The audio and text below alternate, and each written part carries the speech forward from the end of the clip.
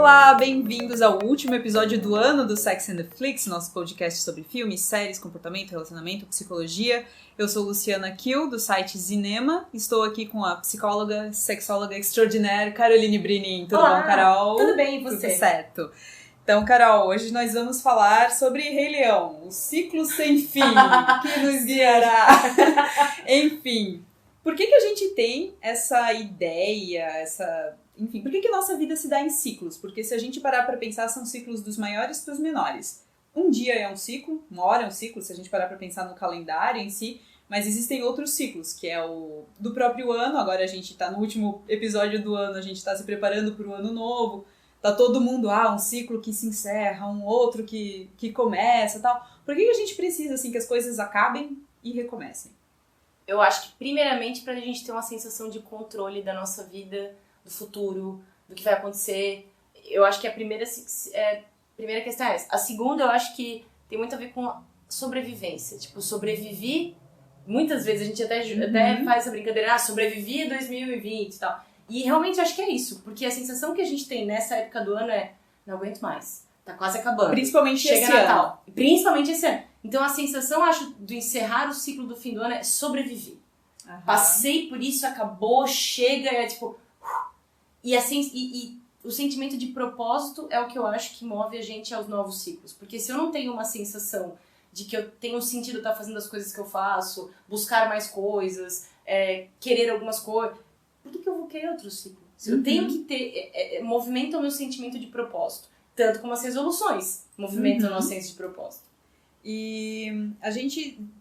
tu acha que essa ideia de ciclo e tal é um negócio mais do ser humano ou é algo que a gente já pode observar na natureza? Porque eu tava lembrando, por exemplo, daquele documentário fofíssimo, A Marcha dos Pinguins, que é o ciclo de reprodução, na verdade, do pinguim imperador, né? Eles mostram ao longo de um ano tudo que acontece na vida dos pinguins machos, pinguins fêmeas, de uma forma super fofinha e tal. E a gente observa que na natureza tudo se dá dessa forma. Os próprios animais que passam por metamorfoses, né? A borboleta e tal. Tu acha que a gente se espelha um pouco em ciclos naturais para criar os nossos, na verdade? Eu acho que não é nem se espelhar, eu acho que é o que é. Eu acho que natural. É natural pra tudo. Por exemplo, o dia é um ciclo, a noite é um ciclo, as estações são ciclos, então emoções são ciclos.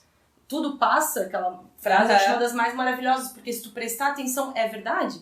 A sensação que tu tem hoje, com a situação que você vive hoje, ela é um ciclo que vai fechar e outra coisa vai acontecer. Não tem como ter uma vida sem... E a gente escolheu chamar de ciclo, mas as pessoas podem chamar de outras coisas, experiências, tudo é um processo, as fases. E sim. E se não tem isso, não tem vida ativa. Você tá sentado... Até isso é um ciclo. Mas, efetivamente, eu estar vivenciando e fazendo coisas... Eu estou abrindo e fechando ciclos o tempo inteiro. O que é interessante ter colocado desse jeito, porque muitas pessoas se recusam a ver algumas coisas como ciclos. Tipo, família, tipo, amizades. Tem muitas pessoas que você amava e achava que nunca ia conseguir viver sem na 8ª série, que hoje você nem sabe onde é que estão. Mas na época era importantíssimo. Ou você passou por uma situação difícil na tua vida ou importante, aquela pessoa, naquele momento, era o teu ciclo. Hoje talvez vocês nem sabem um do outro. Mas naquele período era importante.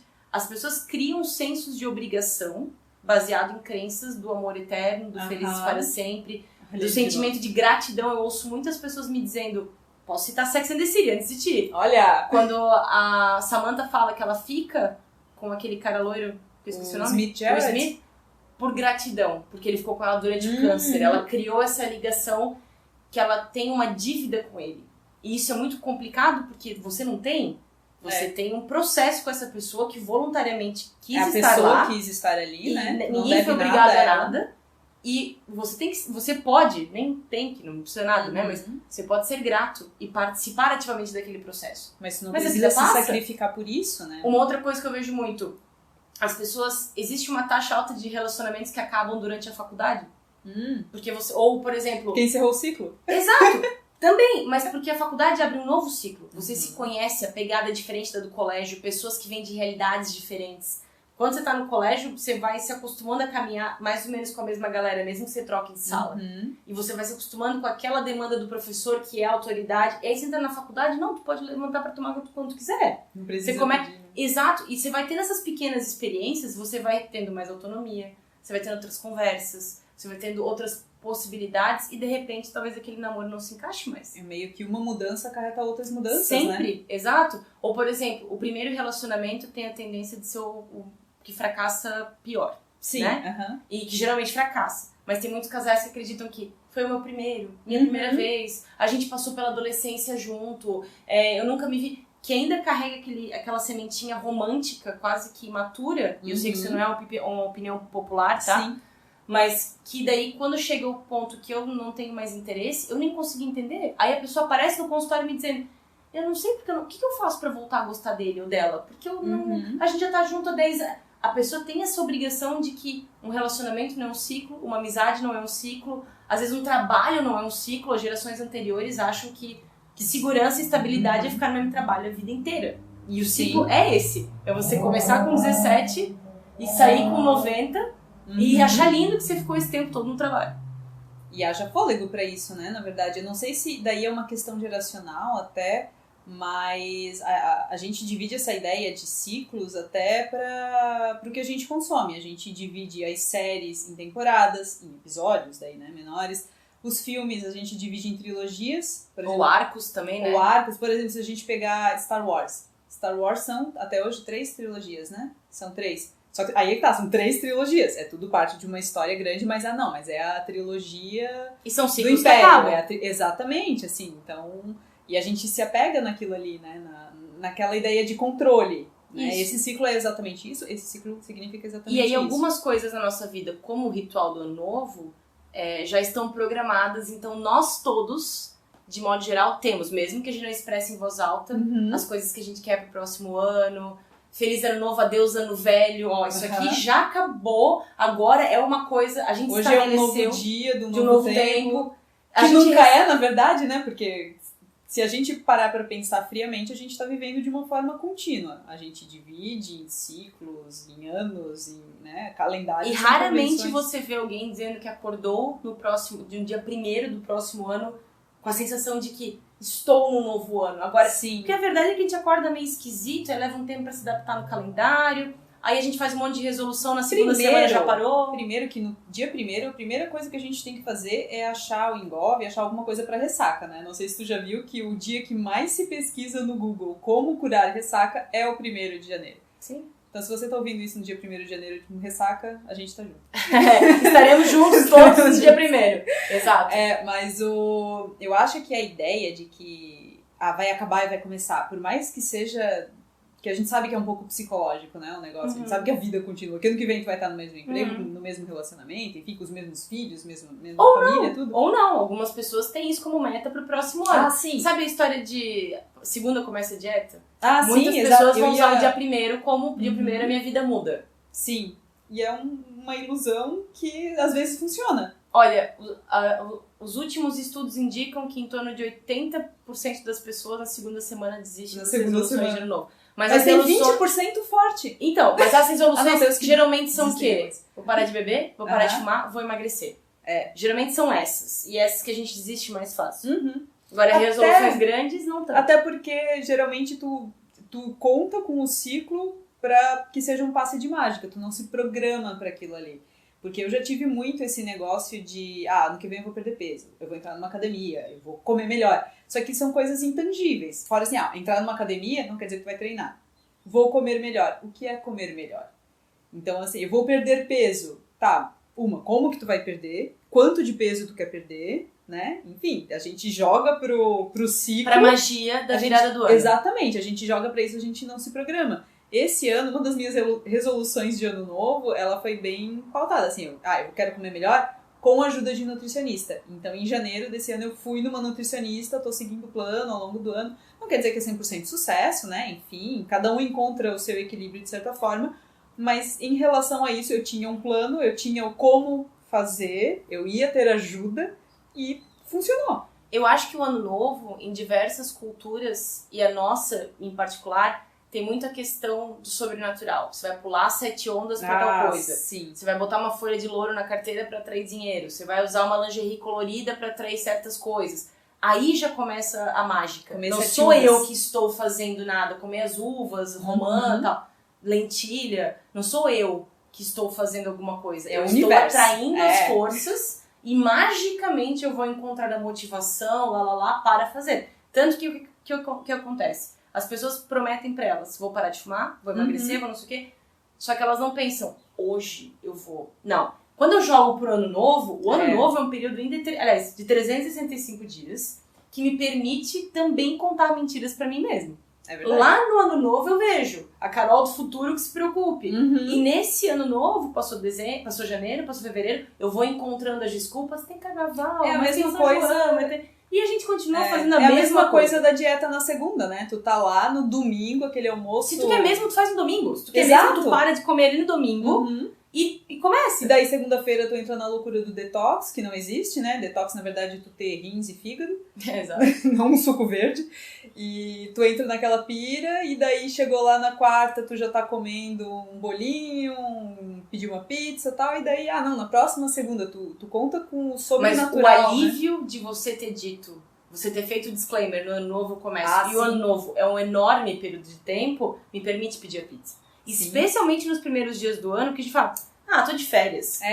Não sei Depois o quê. o ano começa só depois do carnaval. Isso. E aí você começa a fazer novas resoluções e não se percebe. Eu vou fazer isso só quando eu chegar em casa, só depois do carnaval, só não sei o quê. E vai mentindo pra si mesmo. Na verdade, muito do que a gente se propõe a fazer no outro ano é pra apaziguar a culpa, coisas que a gente sabe que tem que resolver, coisas que a gente sabe que não nos fazem bem, ou momento, tipo, eu bebi demais, esse ano tem que parar de beber. E você não vai fazer... O ano novo, ele tem muito essa chave de ano que vem eu vou ter controle. Tanto é que eu tô comendo lentilha, eu tô comendo uva, eu tô pulando onda, eu prometi... O universo que me ajude. Isso, é pra te trazer um alento de que tá vendo como eu quero e tu não tá. E é muito difícil pra gente admitir que eu não quero fazer mudanças que eu deveria querer. Que são coisas diferentes. E o ano novo, eu acho que tira... por um curto período de tempo, você tem essa carta branca pra dizer que vai fazer 1000 mudanças na tua vida. Porque todo mundo faz. Então, mas eu acho que essa passagem de tempo, a forma como a gente enxerga a passagem de tempo, de, enfim, um novo ano, um novo mês, uma nova estação, enfim, uma nova idade, ajuda a gente a não renovar, assim, mas a saber que vai ter coisa nova no caminho. É esperança, renova nosso sentimento de esperança. Porque até a gente estava comentando antes daquele filme Feitiço no Tempo, antes da gravação, que é com o Bill Murray, que ele é um repórter que está cobrindo o Dia da Marmota e tal, e acontece alguma coisa, não lembro exatamente o que acontece, mas que ele se vê preso naquele dia todos os dias. Ele acorda exatamente o mesmo dia e tal. Eu não sei se tu já viu aquele Mais Estranho que é a Ficção, com Will Ferrell, que tem uma escritora que narra a vida dele. Porque o fulano escova os dentes 60 e poucas vezes, todos os dias e tal. E é mais ou menos isso. Às vezes a tua vida é tão controlada, tão previsível, que parece que ela só está se repetindo, que tu tem a ideia de que, eu vou ter uma agenda nova no ano que vem, eu vou assinar o calendário com um ano diferente. Pelo menos alguma coisa mudou, tu deu uma Mas eu acho que é isso que tu estava falando antes, até do senso de propósito. No ano que vem vai ser melhor. Eu tenho que justificar porque eu tô aqui. Eu tenho que justificar porque eu tô fazendo tudo isso. E eu acho interessante que, de modo geral, nós criamos essas resoluções que não são factíveis. Elas não são... Elas geralmente envolvem perder 20 quilos, não 2. Sim. E geralmente envolvem parar de fumar de uma vez e você já se sentir ótimo e não sentir falta do cigarro. A gente imagina... que a mudança tem o tempo de um videoclipe, que eu sempre brinco. 3 minutos e 40 segundos, vai passar a tua vida inteira, um ano, você tá, tipo... Isso me lembra muito Bridget Jones, quando ela decide que ela tem que emagrecer, o tempo que ela passa no filme fazendo atividade... É assim, é 2 minutos e pronto, ela tá resolvida. E não é.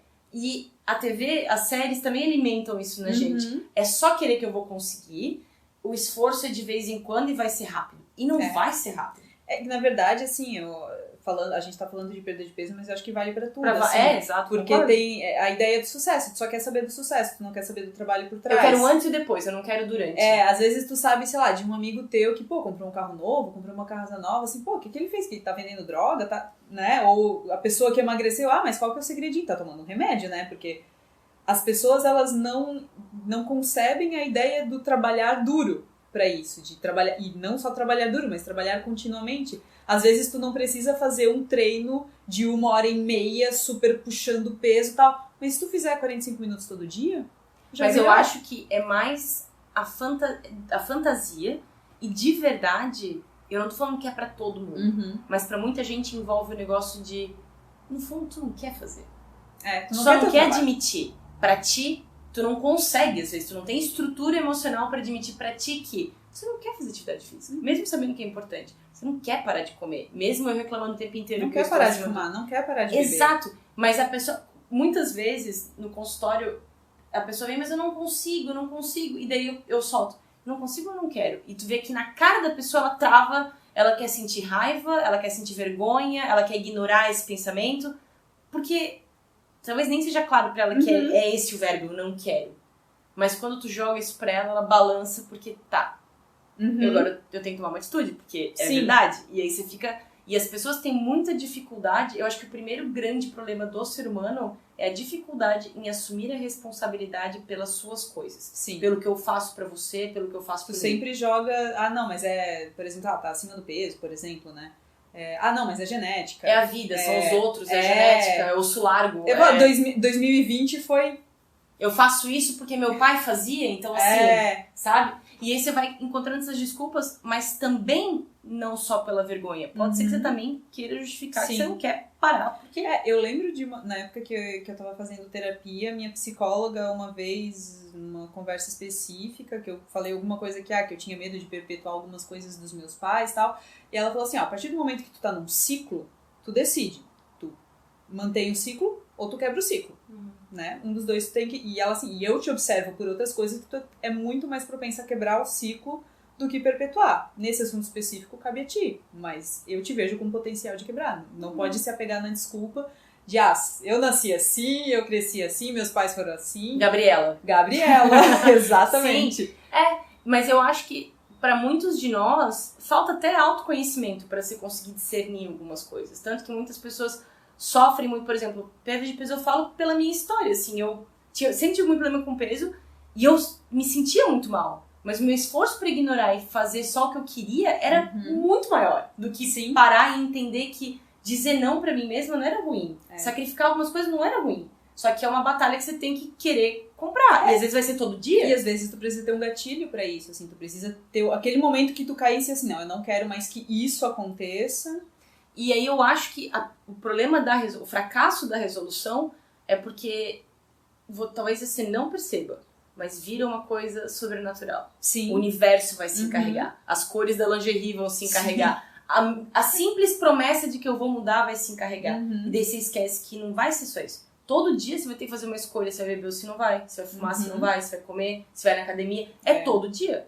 Na verdade, a sensação ou a convenção de que naquele momento que encerramos um ciclo, porque isso é... O mundo inteiro comemora o ano novo, ou seja, é importante pra todo mundo, o que é muito interessante, porque todo mundo comemora e todo mundo Menos tem... os chineses Mas tem os comemoram deles, em né? fevereiro. Eles têm o deles, né? Mas todo mundo tem rituais. Sim. E todo mundo tem rituais de busca de prosperidade, de renovação, de esperança. Ou seja, nós somos seres sociais e a gente tem uma tendência à compaixão. A gente tem uma tendência a querer coisas melhores. Sim. Né? Então vai acontecer. E eu acho bem interessante, que é o único, acho, feriado que todo mundo, independente da religião, da situação, tem esse encerramento de ciclo. É verdade. Sabe?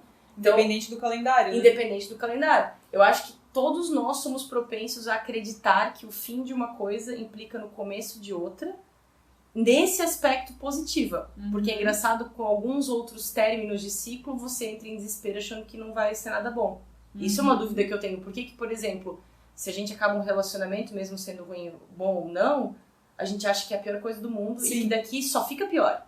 Mas ao fim de um ano já se convencionou que daqui só fica melhor. É verdade, né? Alguns encerramentos são bons e são ruins. E isso me lembra muito o comentário que a gente faz, geralmente, quando a gente falou ali que da faculdade, porque muda o ciclo, quando muda um, muda todos. A gente faz muita piada que a mulher, quando muda o cabelo, ela quer mudar a vida. Não, ela quer mudar a vida, alguma coisa. Ela vai pedir demissão. Se ela mudou o cabelo do nada, é porque alguma coisa vai acontecer. Ou já aconteceu e a gente só não sabe. Então tem muito esse negócio de tipo, é uma nova fase, então agora eu estou loira, por exemplo. Mas eu acho que essas mudanças, Lu, elas são mais fáceis porque elas são rápidas e instantâneas. Um ano leva 365 dias. E você tem pouquíssimo ou nenhum controle sobre o que vão acontecer nesses 365 dias. Uhum. E eu acho que talvez seja isso. Leva tanto tempo pra passar e humanos têm dificuldades com metas de longo prazo porque você tem que continuar sendo reforçado. Sim. Pintar o cabelo, tu decide agora e tu vai ver agora o resultado. Mas esperar o inverno, né, por exemplo, ou quanto tempo que a gente efetivamente passa pensando no ano. A gente tira o final do ano pra refletir sobre o que a gente quer pro próximo e o que aconteceu nesse. A gente E olha tira lá. alguns momentos pra dizer, nossa, como esse ano tá passando rápido. Isso. Exatamente. E as coisas boas a gente naturalmente não quer que acabe. Então, por exemplo, faculdade, muita gente teve uma experiência maravilhosa de faculdade. Então fica triste quando encerra. 2 anos antes eu já queria que acabasse. Eu não tenho grande... Assim, pra mim a faculdade foi uma coisa meio... Eu sabia que eu tinha que fazer. Eu ia pra Itajaí todo dia, não saco. Não tu tinha que fazer commutes, né, e tudo mais. É. Mas eu acho que algumas mudanças, ou até mesmo um relacionamento, você vive aquilo todo dia, intensamente. Pra muitos de nós é a prioridade da nossa vida. Então você sofre quando acaba porque tem medo do que acontece. Mas o ano leva muito tempo. E muita coisa acontece em um ano. Então eu acho que quando acaba é tipo, ai, graças a Deus. É como se fosse uma coisa maior do que eu, de novo. Sim. Sobrenatural que determina. Paramos aqui, daqui pra frente só coisa boa. E eu ia comentar da nossa percepção de tempo agora, que a gente é muito assim, passado, presente e futuro. A gente não concebe a ideia de olhar isso talvez com uma distância maior. Eu não sei se tu assistiu Dark. Ontem o Léo falou disso, eu não vi. Não, porque Dark tem um pouquinho disso, que o pessoal tem um pouco de dificuldade de entender, assim, mas como que um é filho do outro e tal, porque daí tu trabalha com teorias de viagem no tempo, que se existe um viajante do futuro que pode mudar os eventos, aí entra em efeito borboleta, enfim, mas eu acho engraçado brincar com essa percepção de tempo, porque tu tem uma ideia de que não existe o que aconteceu antes, o que aconteceu depois. Tudo tá acontecendo ao mesmo tempo. E agora eu vou usar o exemplo de um personagem que eu sei que tu leu a história, não sei há quanto tempo, quanto que tu se lembra, mas que eu acho muito interessante a percepção de tempo dele, que é o Dr. Manhattan, do Watchmen. Ele tem uma percepção de tempo que é como se o tempo fosse uma foto. O tempo tá totalmente ali. E ele, como é um homem, né, super poderoso e tal, que foi preso no negócio lá com o relógio, tem uma percepção de tempo diferente, ele enxerga tudo ao mesmo tempo. Então tu imagina a loucura de alguém que vê causa e consequência de séculos no mesmo momento. E tem uma discussão dele com a esposa dele, lá com a Laurel, né? Que ele fala assim, daqui a tantos minutos você vai sair chorando, tal, eu vou falar que não. E ela, como é que você pode falar assim comigo? Porque ela tem a nossa percepção de tempo, de que as coisas acontecem e a gente vai descobrindo conforme acontece. Ele já sabe tudo que aconteceu e tudo que vai acontecer. E isso faz dele um personagem meio dúbio até. Ele não é bem um herói, ele não é um vilão. Ele não é necessariamente empático, ele se isola porque ele fica decepcionado, né? Ele é desiludido. E é engraçado porque assim, ele tá desiludido, mas ele sabe tudo o que aconteceu. Então, mas eu imagino exatamente. que a gente sempre quer ter controle do que vai acontecer, mas eu acho que o Dr. Manhattan é uma excelente variável de se eu soubesse, acho que a vida não teria graça nenhuma, eu teria assim, saturado. Eu só não e tanto é que o que ela cobra dele, né, é porque eles estão numa iminência de um apocalipse e ele sabe o que vai acontecer, ele não diz o que vai acontecer e ele permite que o apocalipse aconteça. Então essa é a... E ele assim, mas por que eu faria alguma coisa pra evitar se já aconteceu? Porque na cabeça dele, na forma que ele enxerga o tempo.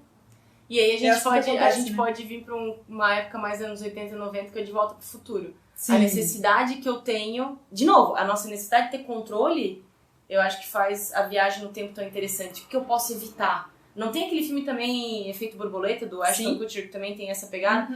E aí a gente começa a pirar nas variáveis. E todo esse se é algo que gera muita ansiedade, mas é que é diretamente relacionado à necessidade de controlar. E é uma coisa muito engraçada, porque a gente só quer fazer... E a gente não se liga disso. Eu só quero voltar no tempo agora, porque agora eu entendi. Graças àquela situação, muitas vezes, agora eu sou alguém que sabe. E eu fico, se eu pudesse voltar no tempo, se eu pudesse... E se torturando por algo que você não pode, mas alimentando na fantasia. Sim, porque a grama do vizinho é sempre mais verde e a vida que tu não teve, com certeza, seria melhor. Na maioria das vezes não seria. Exato, né? Mas daí é engraçado. A nossa ideia do ano, e eu tenho certeza que a maioria dos nossos ouvintes devem ter passado por isso, ano que vem será melhor. Sim. E aí também acho que é uma questão muito cultural, que nem a gente estava cantando as musiquinhas da TV e tal. A gente já espera o branco, as pessoas com champanhe, se abraçando, feliz ano novo, tudo de bom, que tudo se realize no ano que vai nascer. A gente tem essa que mensagem. Deus te elimine. Pois é, acho que pode ser uma resolução de ano novo para algumas pessoas. Mas eu acho que a gente sempre é alimentado com relação ao ano novo a coisa da renovação. Coisa de que, mas renovação para melhor. E é engraçado porque, de modo geral, tirando alguns acontecimentos, o ano meio que se desenrola mais ou menos igual. Sim. Né? E que se você quer coisas novas, de verdade é você quem tem controla. Que fazer, exatamente. Exato, tipo, a academia. Por que você não vai? Porque na hora é um impulso, você tá se imaginando, fazendo, amando, passando super rápido, fazendo 2 vezes por semana. E não, é ficar lá 1 hora e pouco, é ir quase todo dia, é cuidar da alimentação, a gente não faz a análise do lado todo. ruim, né? Não processo. Ruim, Não é nem o lado ruim, porque pra ti pode ser ruim, pra mim não pode. Mas o processo. Eu vou ter que tirar todos os dias, vou ter que fazer uma agenda, vou ter que organizar. E o pessoal acha que daí tudo vai funcionar em ciclo também, porque o que acontece quando muita gente começa a fazer academia, ou começa a se alimentar melhor, são alguns exemplos, mas que começa a mudar um hábito, vamos dizer, acha que vai ser um período e que depois vai poder voltar a ser o que era antes, acha que aquilo ali é um ciclo que vai se encerrar. E se tu realmente quer que a mudança fique, é um ciclo que vai ter que continuar, o máximo que vai acontecer é tu mudar de treino. Enfim. E aí eu acho engraçado porque tem muitas pessoas que eu entendo que genuinamente não sabem, mas isso também alimenta essa cultura nova de 20 e poucos, 30 anos do processo ser rápido, de eu ter que ter um manual. Eu cansei de ter pacientes me dizendo assim... E o resultado tem que sair agora. Isso, e eu cansei de ter pacientes me dizendo, tá, mas só me diz o que tem que fazer. Quantas sessões, né? Quantas sessões? Me diz o que tem que fazer. Eu quero que tu me aplique um teste, um exercício, pra eu saber que caminho ir. E eu fico, mas o que será que a pessoa acha? E essa coisa do autoterapia. E essa coisa do plano de sessões e a pessoa querer ter um controle sobre a terapia, eu também acho engraçado, porque é o oposto. Você vem aqui como se fosse esvaziar uma gaveta. Tá, eu tenho tudo isso aqui, o que dá pra fazer com isso? Porque eu não sei. E ok, as pessoas não querem mais lidar com o desconforto do processo. Que demora pra perder peso, que você tem que pagar academia, nutricionista, não sei o que, que é todo dia de dedicação, que é mais dia de restrição do que dia de lixo. É verdade. Que eu tenho que aprender a dizer não pra mim, que o não é um ato de amor próprio. Autocontrole e autodisciplina são atos de amor próprio, e alguns têm mais, alguns têm menos, alguns precisam entender o que é aquilo pra si. Só que isso leva tempo. Tem algumas coisas que não tem como escapar se não vivência. Não tem livro que vai te ensinar. E o que a galera faz? Milhões de pessoas no YouTube te vendendo respostas fáceis. Livros de autoajuda virando best-seller, porque eles te prometem te ensinar a criar um hábito, te ensinar a não sei o que, te ensinar a nananá. E aí, pra piorar, a informação da internet te confunde ainda mais, que você encontra o que você quiser, né? E aí, a cereja do bolo é alguns momentos milenares que a gente tem, tipo a virada do ano, que agora é meio o que essas pessoas do YouTube e alguns livros te vendem. A mágica. Virando o ano, terminando esse livro, vendo esse vídeo. E não é. É uma questão de realmente prestar atenção. As pessoas não têm mais saco pro processo. Elas querem sim, não, quanto custa, quanto leva, deu, acabou, fiz, funcionou. E elas nem se ligam que a felicidade tá no processo. A felicidade da pessoa deveria passou no ano menos. inteiro. Exato, não é tipo, eu não aguentei esse ano. Mas para pensar como é que foi teu ano inteiro. Tem um exercício muito legal que eu faço há uns 3 anos já. Toda vez que acontecer uma coisa boa na minha vida no ano, eu escrevo e ponho num potinho.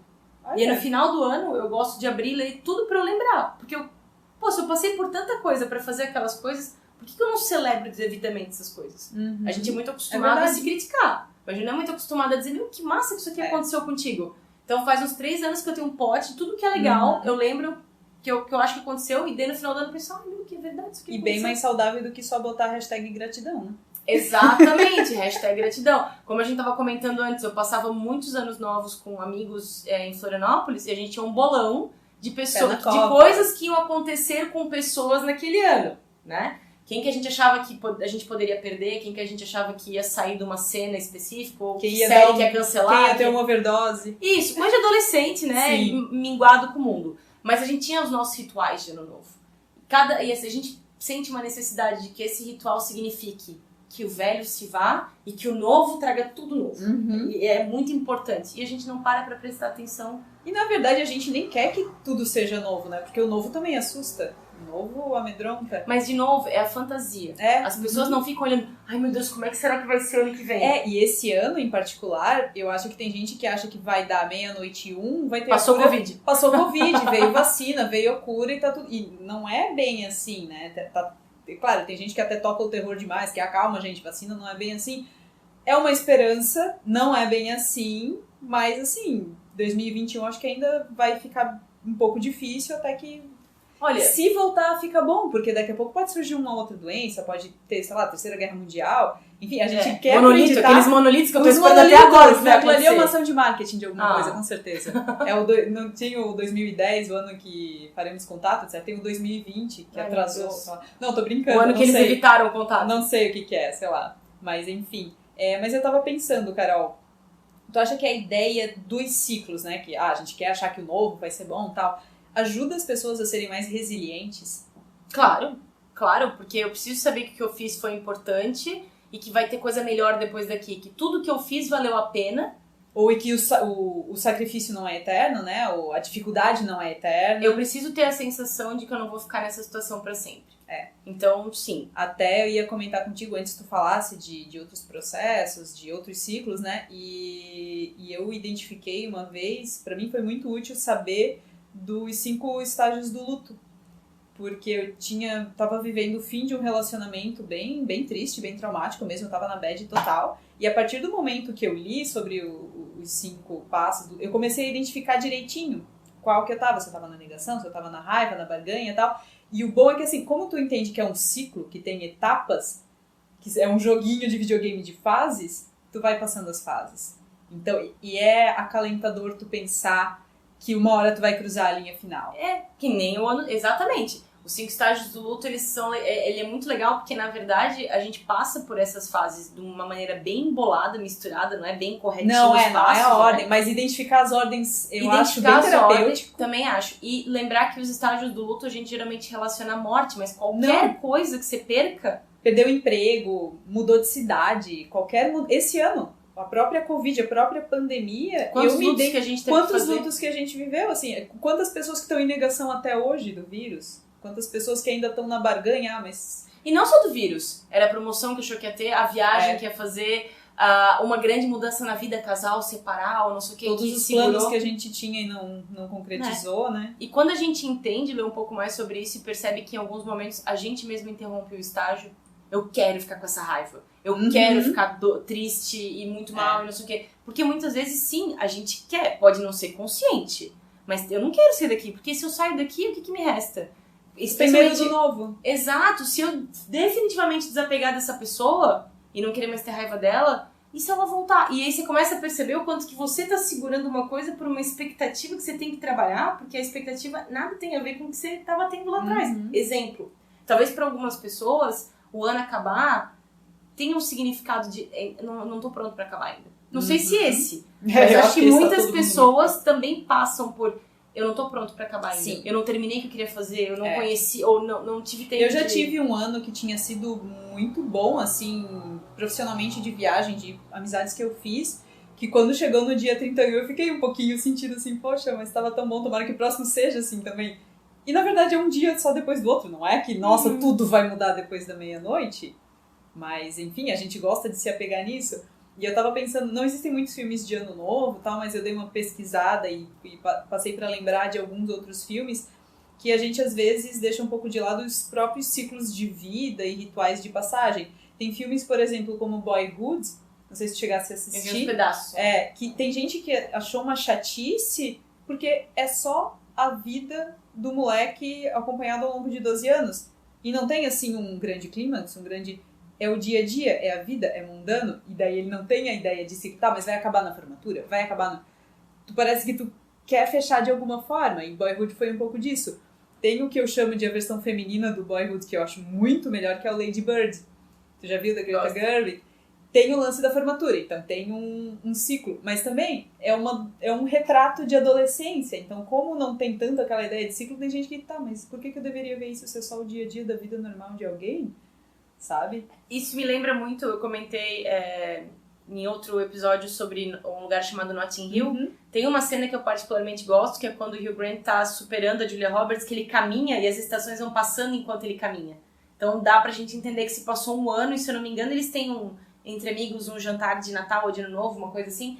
E eu achei muito legal porque ali mostrava, no final acaba na primavera e ele já tá sorridente, comprando flores. Você vê que ele encerrou, ele está se encaminhando para encerrar o ciclo. E eu achei aquela cena muito legal pra você ver que o tempo passa. Em contrapartida, engraçado que eu não sou fã, mas eu trago Crepúsculo sempre, porque esse filme eu não sei o que acontece.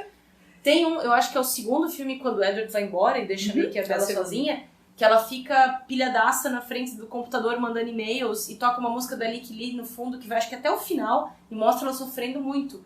E o luto dela já é diferente. O ciclo dela, ela sai de sofrer muito pra sofrer menos. Tá. Né? É uma coisa meio tipo, eu não consigo comer, sair de casa eu consigo voltar a ir à escola. O grande ciclo não se encerrou, mas ela pulou a etapa de conseguir voltar a ter qualquer vida para aquilo ali. Esses dois filmes eu acho que me lembram mais disso porque fica bem evidente uma passagem de tempo. Eles querem deixar isso bem marcado. O Midsommar tu chegou a assistir? Não. É bem interessante, recomendo a todos que tem Amazon Prime, tem lá. Mas é terror?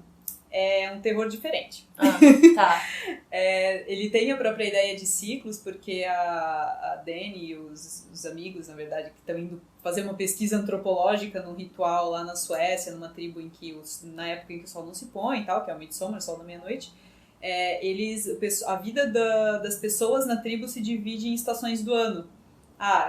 Do 0 aos tantos anos é o verão, que são as crianças. Aí depois vai pro outono, que é quando o pessoal tá trabalhando e tal. Daí, depois do outono... Não, mentira. Acho que primeiro é primavera. Enfim, o último é o inverno. E daí os ciclos são de tantos em tantos anos, que daí acaba em, sei lá, 70 e poucos anos, 72 anos, uma coisa assim. Daí, tá, mas o que acontece depois de 72 anos? Encerrou o ciclo? Tipo, as pessoas depois daquela idade morrem, porque o ciclo delas de vida, se elas não morreram antes disso, se encerra ali. E o filme...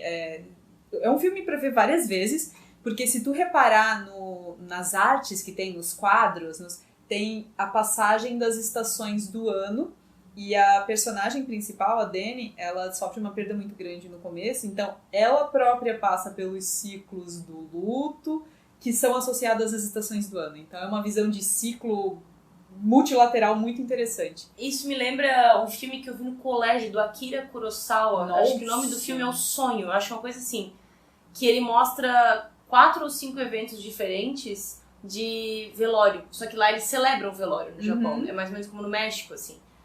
E mostra também, através das estações do ano e de cores de portas que se abrem e se fecham, essa coisa do encerramento dos ciclos.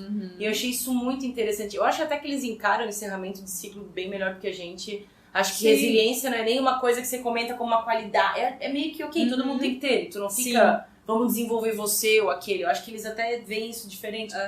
E me chama a atenção, e eu acho que até se tu pra pensar, o teu cérebro meio que dá uma travada. Como pode eventos tão significativos, morte, terem visões tão distintas pra culturas tão grandes, né? E tão diferentes. Tem uma agente funerária dos Estados Unidos, que ela tem 2 livros, acho que vai pro 3º até, lançados aqui no Brasil. E ela tem um canal no YouTube, o nome dela é Kathleen Doughty, e o nome do canal é Ask a Mortician.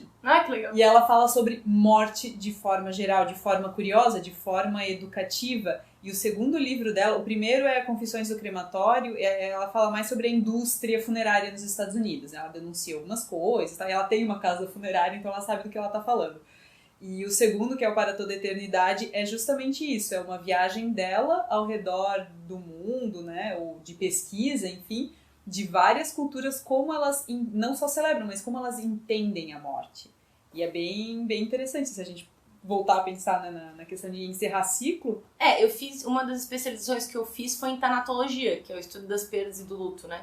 E eles estudavam 4 grandes religiões, assim, e me chamava muita atenção do judaísmo ortodoxo ter uma coisa de tipo, se alguém judeu ortodoxo aí estiver escutando, me corrige se eu estiver errada, mas que eu lembro Existe um ritual de adeus a essa pessoa, mas você evita vê-la no momento pior que ela tá, porque você quer manter só memórias positivas. É interessante isso. Então, aí tem o Shiva também, né? Que a pessoa fica 7 dias sem tomar banho, sem trocar de roupa, e as pessoas trazem coisas pra ela não faz nada, porque ela precisa desse tempo pra... Enfim, eu acho que talvez até esse fim de ano, esses dias que antecedem o ano novo, é esse tempo que a gente toma pra... O fim do ano tá chegando, eu tô fechando as minhas coisas aqui, eu tô fazendo as minhas obras em casa, eu tô comprando o que eu preciso, eu vou no advogado, eu vou fazer check-up. Tu tá encerrando o teu ciclo, Todo mundo quer encerrar as coisas agora. Tanto é que tem a faxina de Natal, querendo ou não. A faxina de Natal, sempre essa sensação de que eu tô... me preparando pra começar do zero. Isso. De certa forma. Tu tem isso? Eu tenho quando eu compro agenda, eu acho. Mas faxina de Natal não tem muito saco. Esse ano eu lavei as cortinas. Olha só, né? Resolução de ano novo tu fez em janeiro. Não, pior que não. Foi só olhar, a cortina tava meio feia, eu lavei. E a gente tava falando até daqueles filmes de coming of age, que eles falam, né? Filmes de amadurecimento, como Boyhood e Lady Bird. E eu acabei deixando passar um que eu acho que é o que melhor desenha a ideia de ciclo, que é o Moonlight.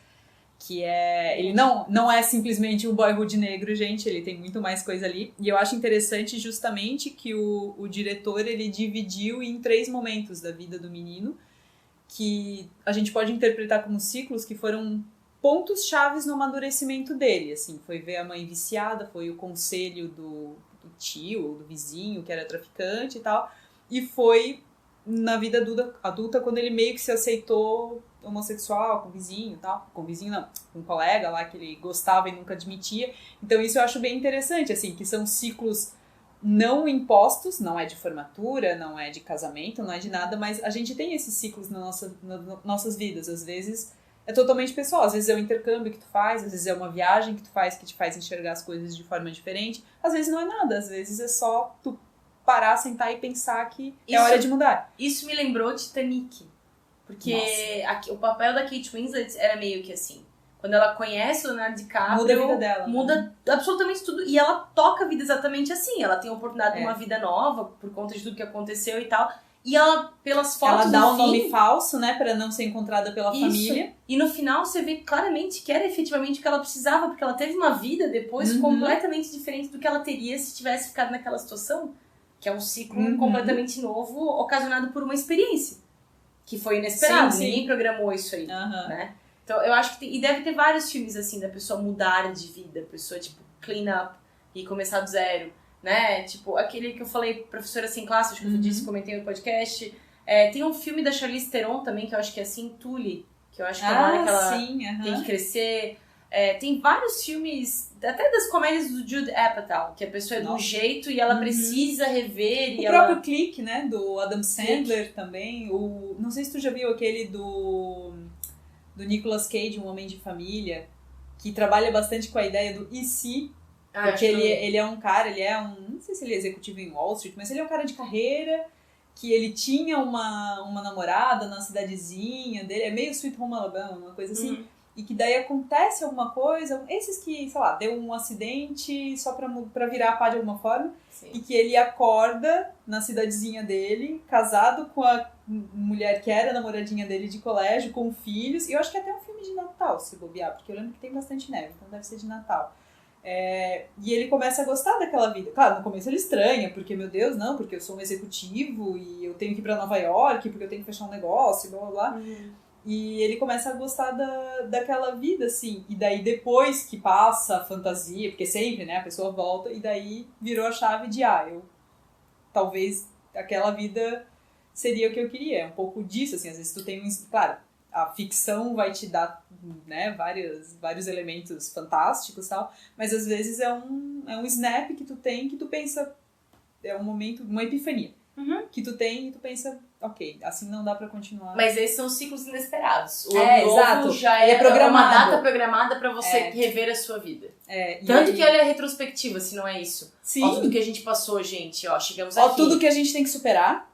Superar, o que eu digo, enterrar, tudo que a gente sobreviveu. Tudo que a gente sobreviveu, vamos enterrar isso no passado, agora vamos criar novas memórias. E eu acho que até a própria... Eu tenho até curiosidade pra ver a retrospectiva desse ano. Acho que a própria retrospectiva vai ter dificuldade de dizer...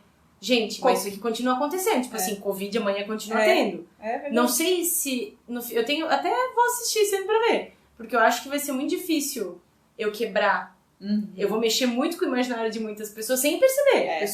Eu tenho certeza que a maioria de nós está achando que vai ser melhor. E ainda mais que estão vindo as primeiras notícias de vacina, Reino Unido vacinando e tal. E claro, o Brasil é outra realidade, outra logística, outro tamanho de país. E às vezes as pessoas estão preferindo acreditar na magia do ano novo, da cura da Covid e da vacina da Covid. Eu acho também que o ano novo, o dia do ano novo, a véspera de ano novo, ele te autoriza uma distração do que tá acontecendo.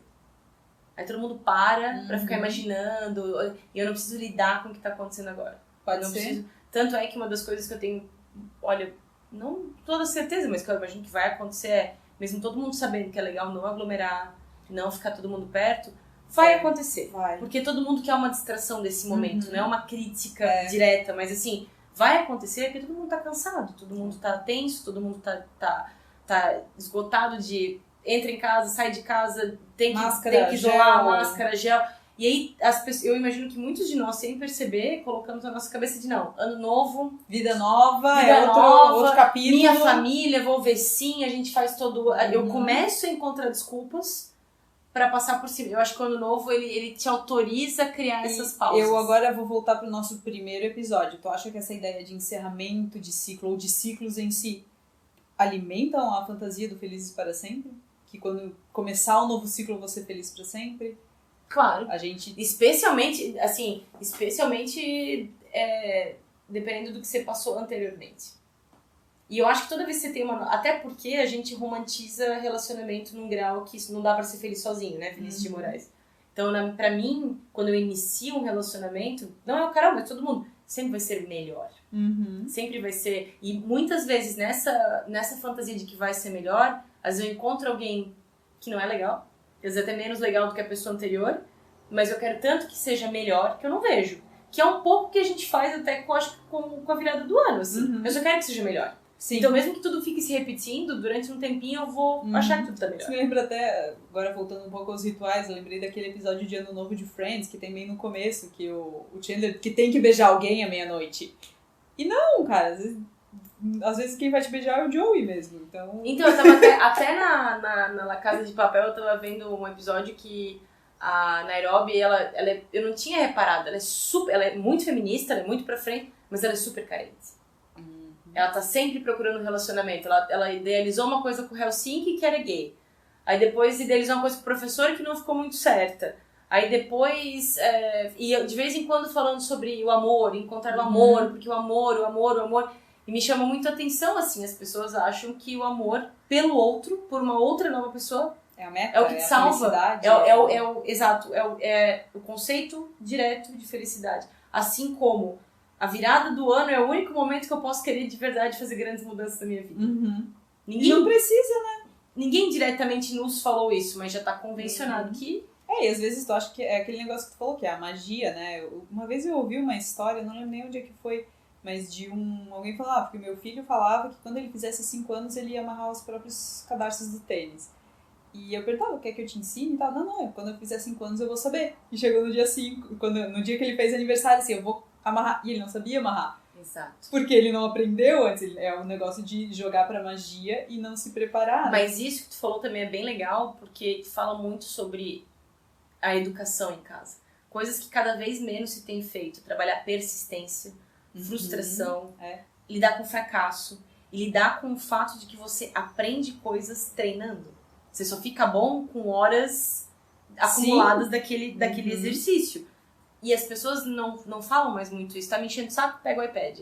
Tá falando demais? Faz isso aqui. Você não vê mais tantas pessoas investidas em caminhar com a pessoa, o filho, o que quer que seja, e passar pelo processo de pode ser que não deu certo, você tem que praticar mais. É aquela história, tu quer fazer aula de violão, daí tu acha que o professor vai te dar lá, tu pá, e não sai nem um som. Eu já não quero mais. Aí te explicam, não, mas você tem que fazer até os teus dedos ficarem mais soltos, tarará. E às vezes você vai ficar irritado. Às vezes você não quer mais brincar daquilo, os teus dedos vão doer. Aí no outro dia você começa de novo, e você começa de novo, e daqui a pouco vai ser mais rápido. Ninguém mais trabalha esse conceito. E eu até vou comentar de um assunto que tu conhece também quanto eu. Nós duas já fomos professoras de inglês, né? Hoje em dia eu vejo as pessoas cada vez menos pacientes para aprender um idioma. parece que estão começando cada vez mais velho. Não, quer dizer, tem muita criança que já é colocada, mas eu vejo muito da galera da nossa idade. Na nossa época de cursinho, de idioma e tal, a gente sabia que ia levar tantos anos para aprender tal idioma, a gente sabia que era aula uma vez por semana, enfim, né, tantas horas por semana e tal. E hoje em dia tá todo mundo, gente da nossa idade, não, mas eu quero aprender em um ano. Tanto é que tem escolas de idiomas que prometem, fale inglês em um ano. Não sei gente, como. não sei como. Ou aplicativo, não, porque daí eu faço lá no Duolingo da vida, gente...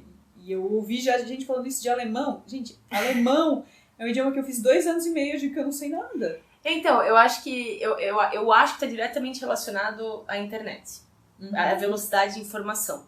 Porque cria a ilusão de que tudo pode ser mais rápido. E o fato é que o nosso cérebro não consegue processar 80% do que a gente tá vendo agora, porque vem de muitos lugares ao mesmo tempo e nunca acaba. Só cria barulho, na verdade. Isso, né? não é tu pegar um jornal e ler de manhã e passar o dia processando. Não é tu esperar às 8 pra ver o jornal, pra entender o que tá rolando. Agora não. Agora você tá à disposição 500 formas de resolver. Tu tem que ter uma opinião.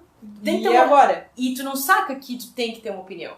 Todo mundo se sente obrigado a dar a sua opinião especial nos comentários do Facebook. Ninguém liga.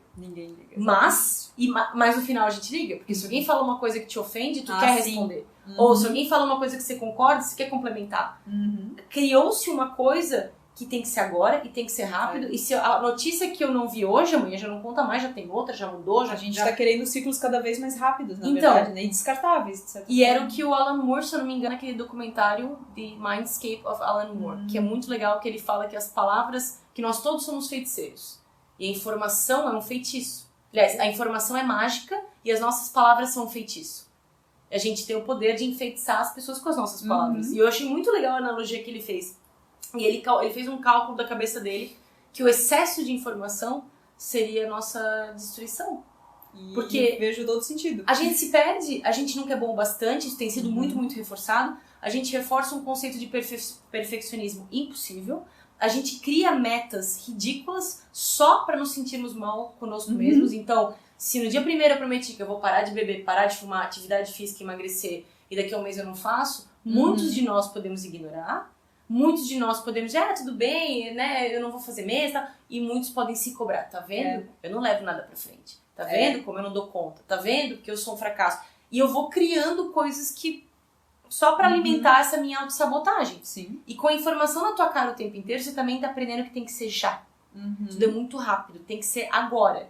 Antes, quando a gente já sabia, desde pequeno, que um curso de inglês levava 4 anos. A gente ouviu isso em todos os lugares. Então a gente se acomodou com isso. Tu tinhas onde procurar? Tu ia em todas as escolas de inglês pra ver se era isso mesmo?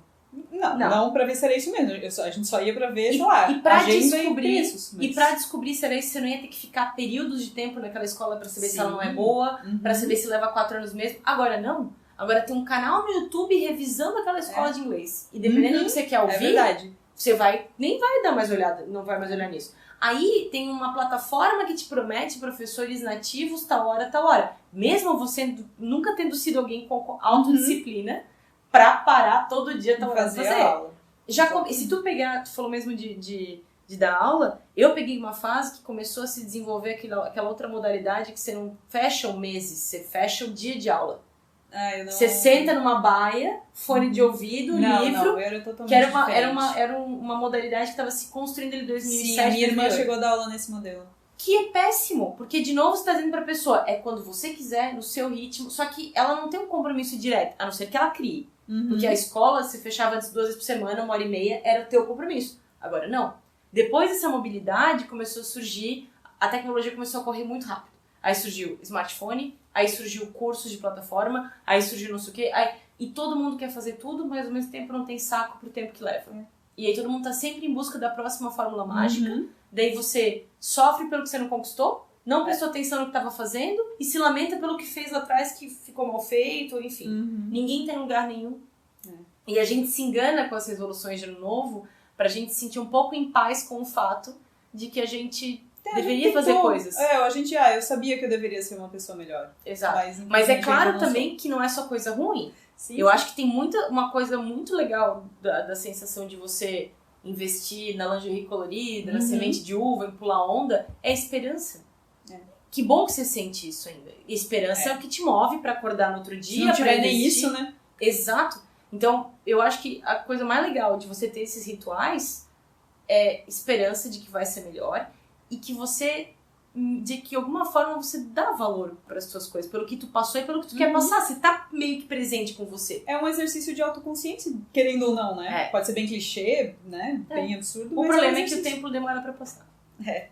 Mas então, pra gente encerrar, Carol, rapidinho, com o que tu se iludiu nesse ano e com o que tu pretende se iludir no próximo de metas? O que eu me iludi esse ano? Eu achei que eu ia ter mais autocontrole com relação a, tipo, trabalho, que eu acho que eu não sei me organizar direito, e eu achava que eu ia conseguir tirar férias no meio do ano, né? E não deu. Essas são as duas grandes ilusões. Gostaria, sempre foi uma resolução de ano novo que, esse ano eu vou ser muito rígida com os meus horários, e nunca aconteceu. Então, vou parar também. Acho que a nova resolução vai ser parar de me prometer coisas que eu não vou fazer. A minha vai ser me prometer menos coisas, pelo menos. Porque esse ano eu fiz uma lista grande de metas. A maioria delas eu cumpri. O lance de melhorar a alimentação e tal. Me descobri treinando em casa, que foi algo que foi bem legal. Uma das minhas metas era aprender a nadar. Aprendeu? Você tá aprendendo? Estou nadando. Que legal! Tô nadando. E, claro, ainda, né... Enfim, da pessoa que aprendeu depois dos 30 a nadar. Mas, né... Não importa. Não importa. Eu aprendi, eu tô fazendo aula 2 vezes por semana. Enfim. Mas pro próximo ano, talvez, ficar menos nas redes sociais. Acho que é. Eu acho que isso é uma excelente resolução. Só que é aquele negócio, eu preciso ter uma meta...